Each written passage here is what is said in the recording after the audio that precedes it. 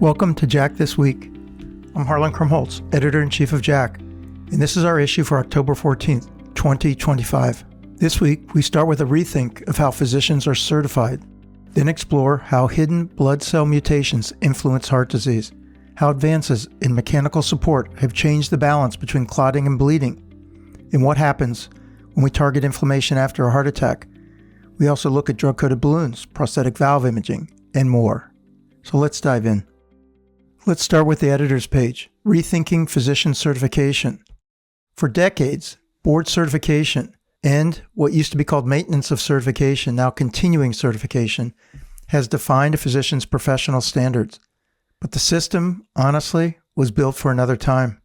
We test physicians on memorizing obscure patterns or rare syndromes, things we sensibly look up in real time, while giving less weight to what actually defines good practice.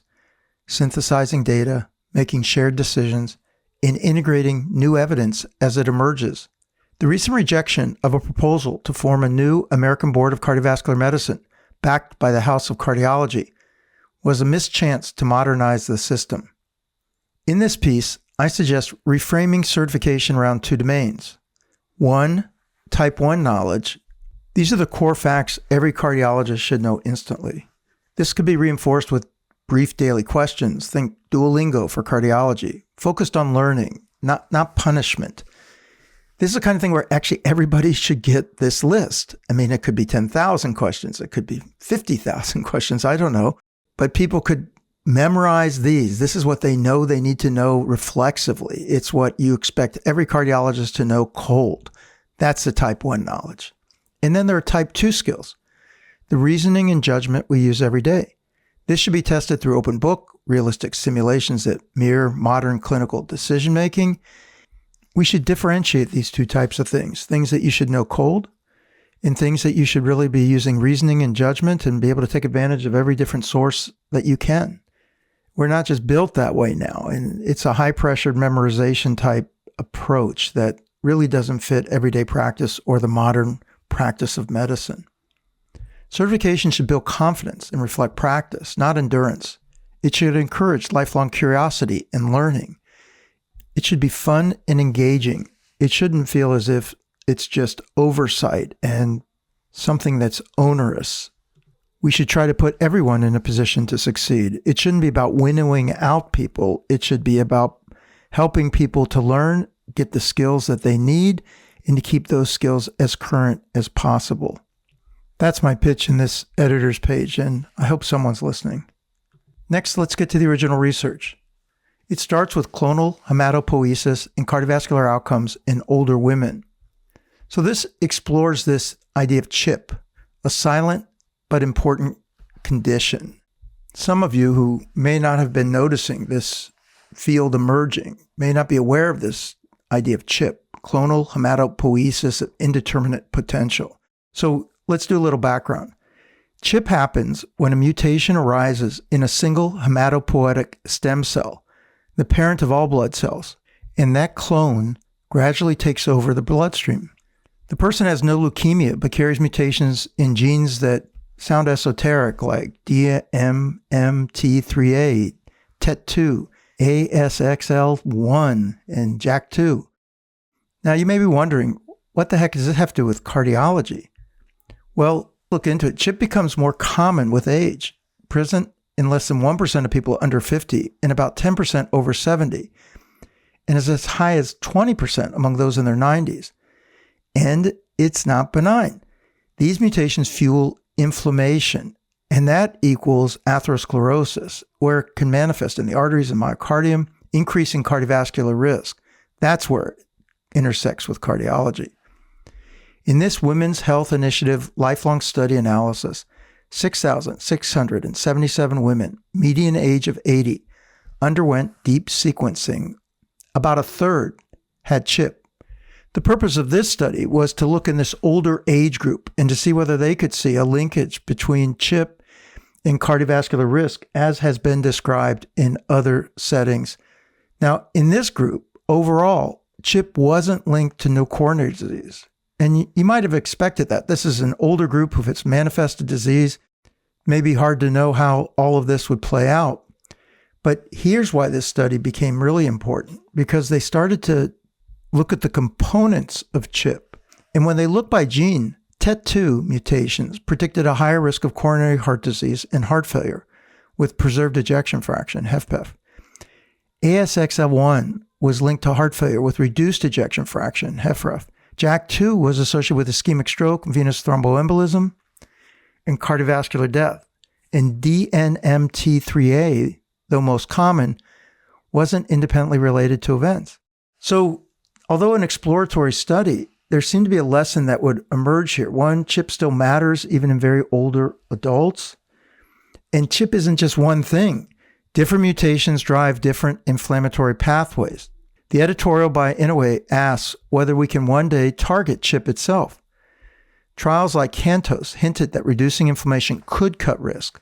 Now the question is whether safer drugs such as colchicine or even new inflammasome inhibitors can do the same for specific mutations.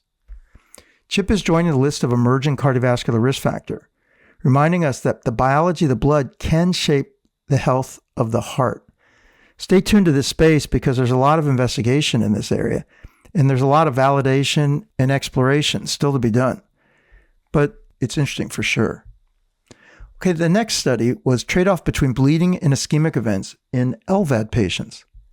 So we move from genes to devices. This is an analysis of left ventricular assist devices, LVADs, from the EuroMax registry.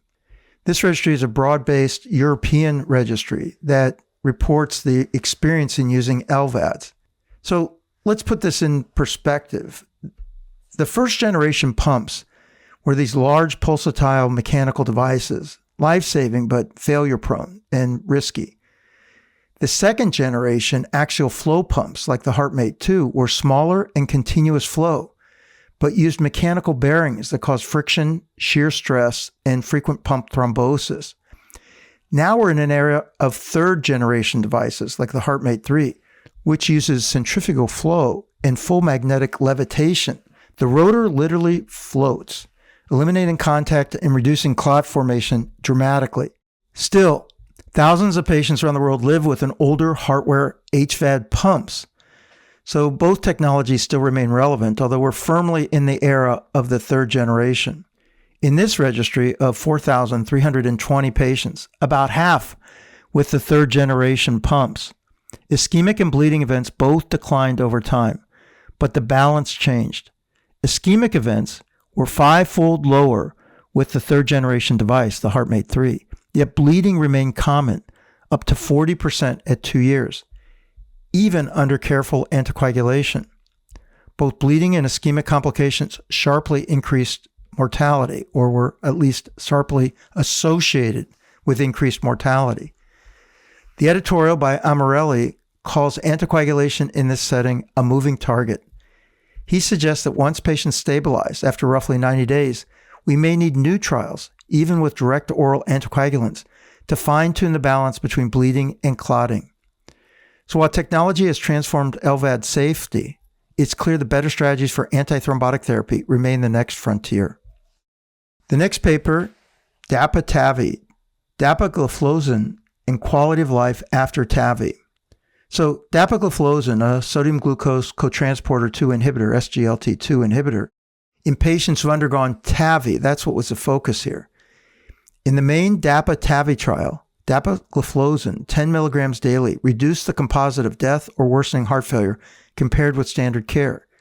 This pre-specified sub-study asked a different question. Did it also improve quality of life, health status, measured by the Kansas City Cardiomyopathy Questionnaire? At 3 and 12 months, both groups improved dramatically, about 40 points on the KCCQ. Now that's an extraordinary gain, and that's really showing you the power of TAVI.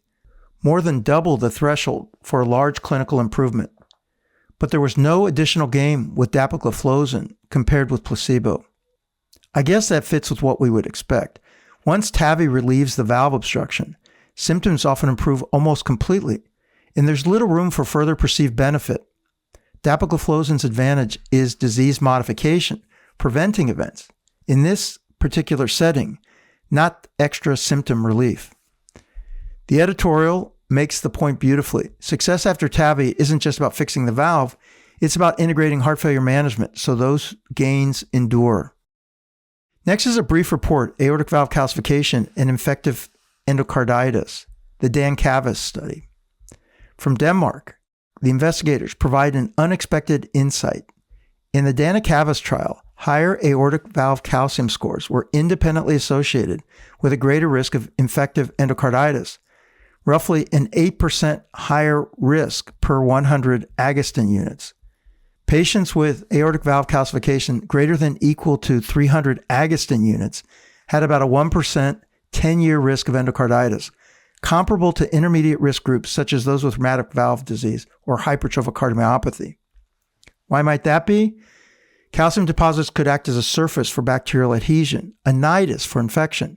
This is an early hypothesis-generating work, but it suggests that degenerative calcification and infection may share more biology than we thought.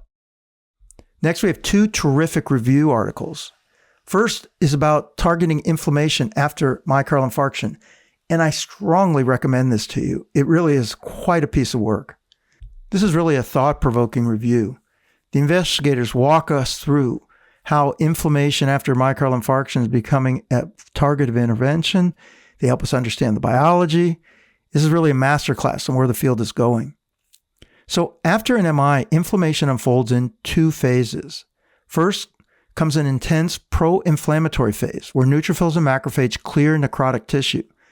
Then, ideally, the heart transitions to a reparative phase where inflammation quiets and healing begins. If that switch fails, chronic low-grade inflammation drives adverse remodeling and recurrent events. Over the past decade, several therapies have tested whether controlling that process improves outcomes. Canakinumab, which blocks interleukin-1 beta, proved the concept, well, at least suggested the concept in the CANTOS trial. There is still some controversy about that trial. But in that trial, there was a lowering of events independent of LDL cholesterol. Colchicine, a broad anti-inflammatory agent, showed benefit in COLCOT and LADOCA-2, but not in the more recent CLEAR trial, which left the field debating timing, dose, and patient selection. Newer candidates include IL-6 inhibitors, NLRP3 inflammasome blockers, and approaches guided by inflammatory biomarkers or PET imaging. The key lesson: inflammation isn't purely harmful. It's essential early on. The challenge is when and how to intervene. Suppressing damaging inflammation without disrupting healing is a major current focus. This review argues that future therapies will need precision, using markers like CRP or molecular imaging to identify patients with persistent inflammation who could benefit most. Think of this as the next cholesterol story: inflammation as a modifiable, measurable driver of cardiovascular risk, awaiting the right tools for routine care. The next review, really a consensus document, is also very worthy of your attention. This is a global consensus from the Drug-Coated Balloon Academic Research Consortium. Here's the backdrop. For years, drug-eluting stents were the default. They're effective, but leave permanent metal behind, which can limit future flexibility and provoke late complications. The dream has always been to deliver the drug without leaving a scaffold. Drug-coated balloons make that possible. They're angioplasty balloons coated with an anti-proliferative drug, most often paclitaxel or sirolimus analogs, that transfer the drug to the vessel wall during short inflation. Afterwards, nothing remains. Drug-coated balloons are now proven for in-stent stenosis, where they often outperform repeat stenting, and they show growing evidence in small vessel disease, bifurcations, and high bleeding risk patients. This consensus paper classifies the technology, standardized outcomes definitions, and critically, it emphasizes lesion preparation.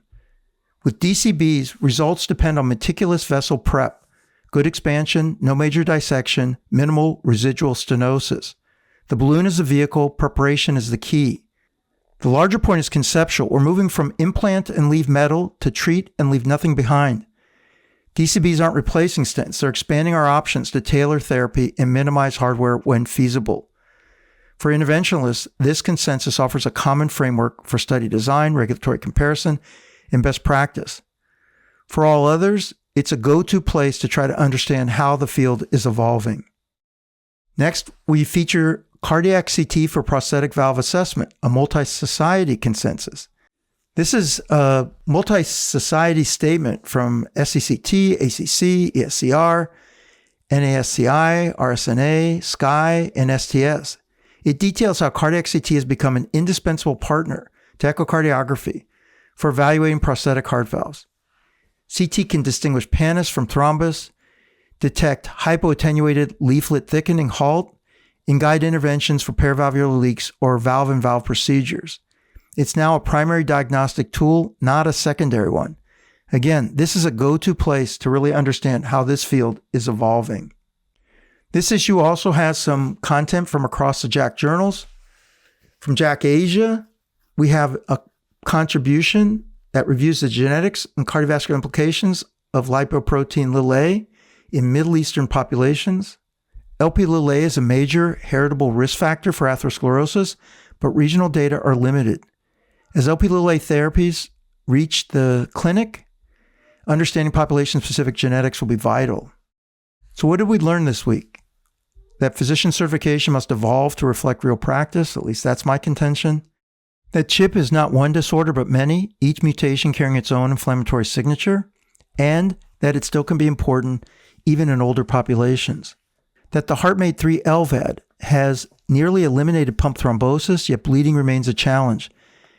And thousands still live with older, riskier pumps. That dapagliflozin after TAVI reduces events, but doesn't boost perceived quality of life. That aortic valve calcification may predispose to endocarditis, hinting at shared mechanisms between degeneration and infection. That inflammation after MI is the next frontier of precision therapy.